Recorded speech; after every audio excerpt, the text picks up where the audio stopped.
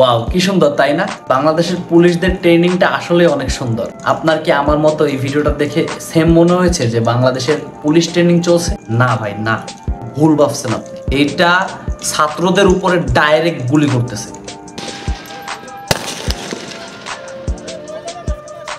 যেখানে নিরস্ত্রধারী ছাত্ররা দাঁড়ায় রয়েছে সেখানে অস্ত্র ব্যবহার কেন করতেছে? এটা ভাই আসলেই নিন্দাজনক। আমি এইটাকে ঘৃণা জানাই, আমি এইটার বিপক্ষে কথা বলি। আহ্বান জানাই বাংলাদেশ সরকারের প্রতি, এইটার বিষয়ে একটু তারা মনোযোগ দিক। ছাত্ররা আন্দোলন করছে তাদের সুবিধার্থে বা তাদের আশার খাতিরে তারা আন্দোলন করতেছে নিরস্ত্রভাবে। তারা হাতে কোনো প্রকার অস্ত্র নিয়ে আন্দোলন করতেছে না।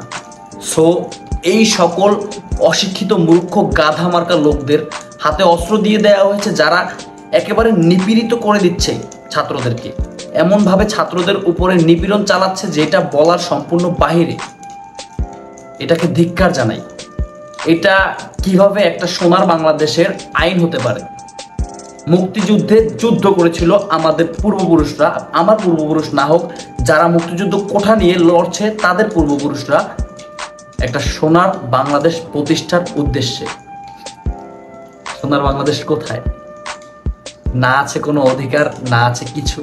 সেনাবাহিনীর সদস্যরা অটোমেটিক রাইফেল নিয়ে শুয়ে পড়লেন লাইন দিয়ে। তাদের 20 গজ দূরে নিরস্ত্র সাধারণ মানুষ, আমরা, আমার দেশের জনগণ, তাদের দিকে সেমের অটোমেটিক রাইফেল থেকে গুলি চলল।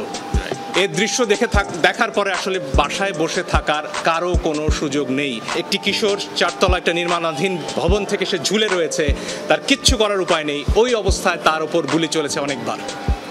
আপনারা দেখেছেন রিয়া গোপ তার বাবার কোলে গুলিবিদ্ধ হয়েছে। কি বলবো ভাই।